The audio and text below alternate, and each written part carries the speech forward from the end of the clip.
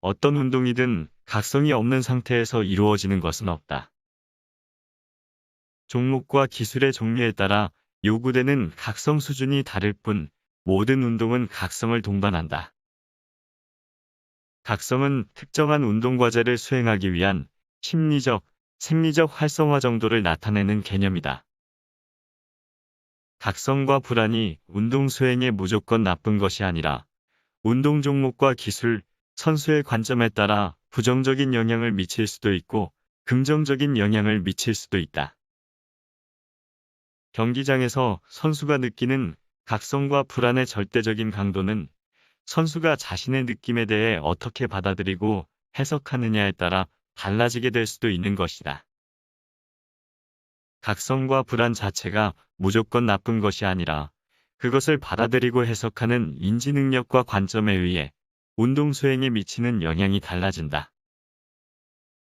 운동 수행에 부정적인 영향을 미치는 지나친 각성 상태에서 반복적인 훈련을 통해 불안을 학습하게 되면 인지불안이 조절되지 않는 상태에서 신경회로가 강화되어 습관이 된다. 이러한 인지능력과 관점은 대부분 훈련 과정에서 반복적으로 조건 형성된 것으로 볼 수 있다. 그래서 코치의 코칭 능력이 중요하다고 하는 것이다. 코치의 멘탈 코칭 능력에 따라 선수의 멘탈 상태가 결정될 수도 있기 때문에 각성과 불안을 극복할 수 있는 선수의 상태는 코치의 영향을 많이 받게 된다. 중요한 것은 코치가 선수 개개인의 특성을 자세히 관찰하고 분석하여 선수에게 맞는 멘탈 코칭을 제공해야 하며 각성과 불안까지도 긍정적인 성취 자원으로 활용할 수 있는 상태로 만들어 주어야 한다는 것이다. 첫째, 주의 영역의 변화. 각성과 불안 수준이 주의 집중의 폭과 방향을 결정한다. 각성이 증가하게 되면 주의의 범위가 좁아지면서 수행에 불필요한 심리적 간섭이 차단되기 때문에 수행이 향상된다.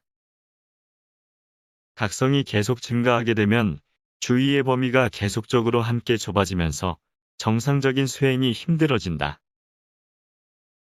예를 들어 경기장에서 선수의 각성 수준이 지나치게 낮으면 관중이나 응원, 야유와 같은 정보 간섭이 주의의 범위에 들어오게 되면서 주의를 분산시켜 수행에 지장을 받는다. 각성이 적정 수준일 때는 주의의 범위가 적절하게 좁혀져 관중이나 응원, 야유와 같은 정보 간섭은 무시되고 운동과제나 동료 선수, 상대 선수의 움직임과 정보의 초점을 일치시키게 되면서 수행이 향상된다. 그러나 각성이 적정 수준을 넘게 되면 주의의 폭이 지나치게 좁아져 동료 선수에게만 주의를 기울이고 가까이 있는 상대 선수를 보지 못하게 될 수도 있다.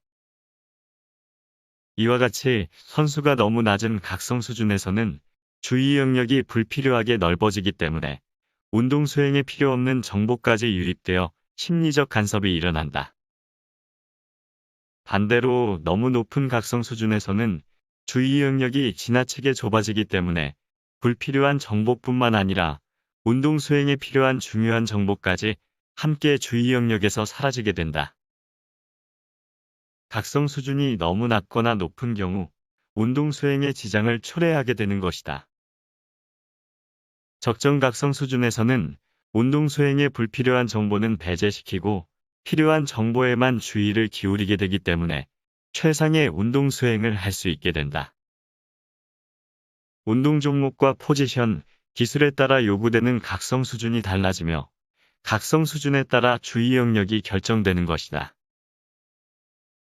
둘째, 신체 긴장의 변화.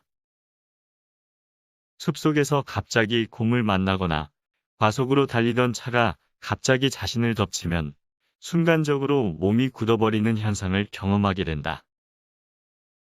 마치 몸이 얼음처럼 얼어버리는 현상을 경험하게 되는 것은 지나친 각성과 불안 상황에서 생존 본능 기전에 의해 잠재의식적으로 몸을 굳어버리게 만들기 때문이다.